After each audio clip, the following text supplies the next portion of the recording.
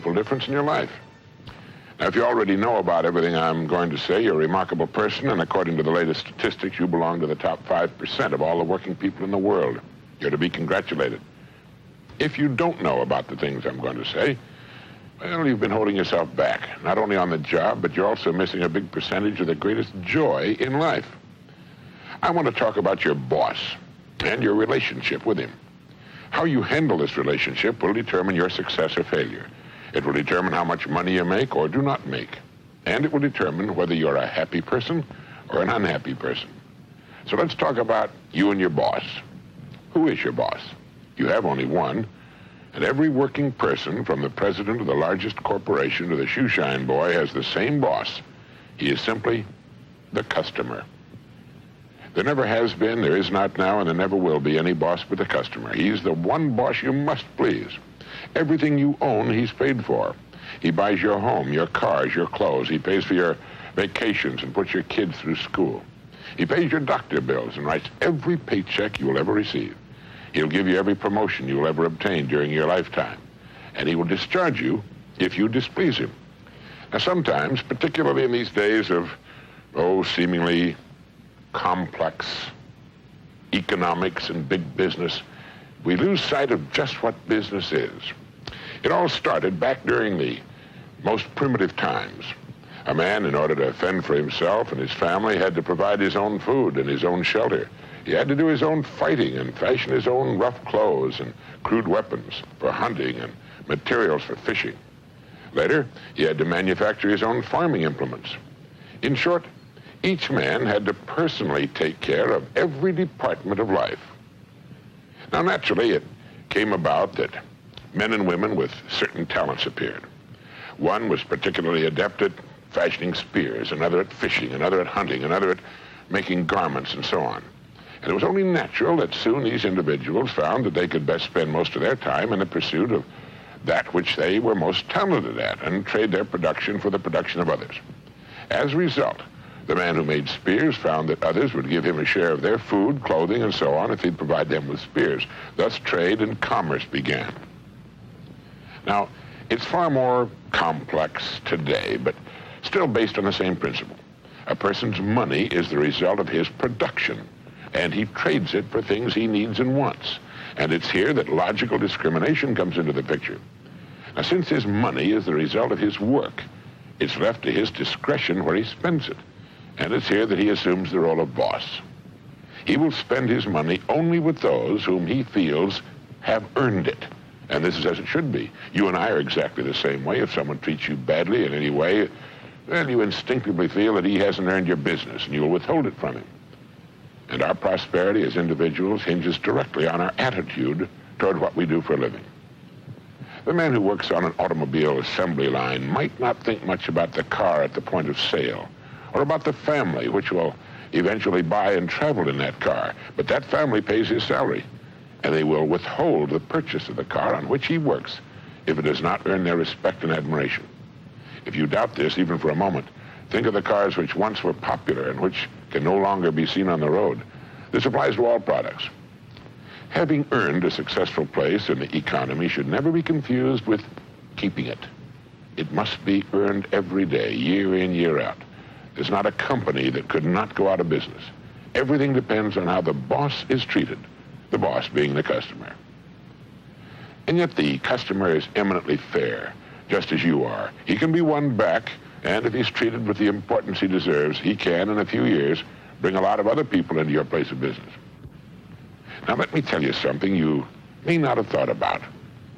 If you got in your car and started driving across the country, you'd pass many thousands of businesses, from small restaurants, drugstores, grocery stores, and gas stations to great sprawling corporate complexes covering hundreds of acres and employing thousands of people.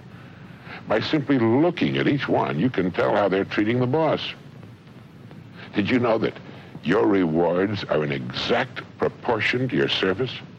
Well, that's right. We're paid exactly what we earn, but no more. And you can tell by looking at any business exactly what it has earned by seeing what it has. And it's the same with people. We get back exactly what we earn, but not a penny more. And this, again, is just the way it should be. A person might be underpaid for a while, but the scales of life balance eventually. and he will, in the end, receive just what he's earned. There are, of course, two ways in which we're paid for what we do. One is tangible in the form of money, and the other is intangible, but just as important. To many, it's more important. This latter form of payment comes in the form of inner satisfaction and in the form of joy as a result of accomplishment. It also comes in the form of satisfaction in position, in the standing it gives us. So each of us is paid in these two ways, money and satisfaction. There's a simple way to increase both of these forms of income, money as well as in inner satisfaction, and you'll be able to spend and feel the results. First, I want you to understand completely the great law which lies as the foundation of all life, business and personal. It is that our rewards in life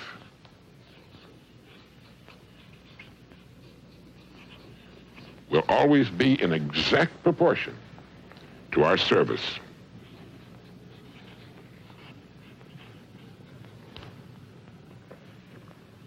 The more you think about this and observe people in business, the more you'll see the undeniable truth of it.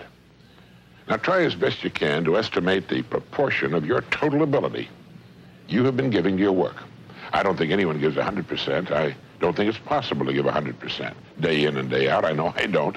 But estimate what you consider to be the percentage you have been giving to your work. Would you say it's been 30%, 50%? Anyway, try to decide.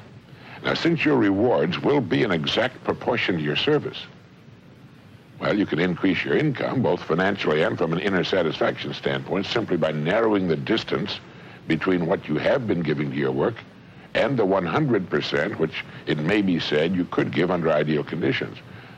Now, you don't have to ask for a raise. The income will appear of its own accord and at the right time. You may want to question this, but try to take my word for it. Now, the second point I want to make is this.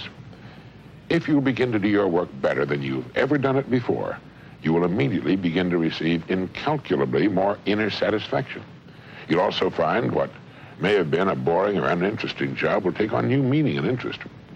No matter what it is you do during the entire working day, try in every case to do a little more than you have to, more than you're being paid for, because unless you do more than you're being paid for now, you can't justify an increase in pay.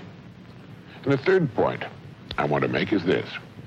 Each of us is interdependent. As I pointed out earlier, other people pay our salaries, buy our homes, clothe, feed, and educate our children. Therefore, we depend on others for our very lives, just as they depend upon us. Now, if we expect others to give us excellent service and fine products for the money we spend, doesn't it make good sense that we should treat them the same way? Every hour spent at our work should be spent in the attempt to give the best of which we're capable. A baker's dozen for the money our company's customers spend for our products and services, and with which our salaries are paid. A person who tries to get the maximum return for the minimum of effort is only kidding himself. Sooner or later, the scales will balance. They must, for that's the law, whether we like it or not. This kind of individual actually shrinks as a person, as a human being, and he has no real place in a dynamic and swiftly changing world. And the fourth point is to try each day to find some way in which the work you're doing can be improved. Now, here again, you're guaranteeing an increase in your income in both categories. We all know that the cynics will laugh at this. I know them, you know them. But I don't know one who could be said to be doing well, do you? I know lots of men and women who are at the top of their fields who live their lives every day in the way I've suggested. Rather than go along with someone who's never proved in his own life that he knows what it's about, I'd prefer to believe the one who said, "As ye sow, so shall ye reap." I feel, as I'm sure you do, that he was more qualified to speak than the know-it-all who's behind in his installment payments. Anyway, it's worth a test. If you follow my suggestion for the next year, you'll be a different person, living a rich, rewarding, and meaningful life. 4 things, all of them simple. 1, remember that our rewards in life will be in exact proportion to our service. 2, by giving your work a larger percentage of your capabilities and talents, you must increase your income substantially. 3, since our lives depend on others, treat others in every facet of your life exactly as you want others to treat you. If you expect others to give you excellent products and services for the money you and your family spend, then you should make certain that your job is handled excellently, since it's the the money of others, which pays your salary. 4, try to find some way every day in which your work can be improved. And above all, know your boss. He's the customer. Treat him with the respect, care, and courtesy and humor he deserves. Remember that he pays all of your bills every month. He will buy everything you will ever own. He may be, of course, crude, coarse, ignorant, selfish, conniving, and a thoroughgoing savage. He often will be. And here it's more important that you treat him with all the care and attention you can muster. If you don't, and if you permit his attitude to affect yours, you're admitting that he's the stronger person. If you respond the same way he conducts himself, you're admitting you're no better than he is. But most people are nice people. They're people like you and me who want to be liked, who want to get along, and who want to be friends. They have problems and sorrows of their own, of which we're not aware. And they have bad days and disappointments. Make sure that the time they're with you is a high spot in their day, and they'll want to come back, not just because of your company, but because of you. If you will do these things for a year, you'll be surprised and delighted, and you'll find that you wouldn't live any other way.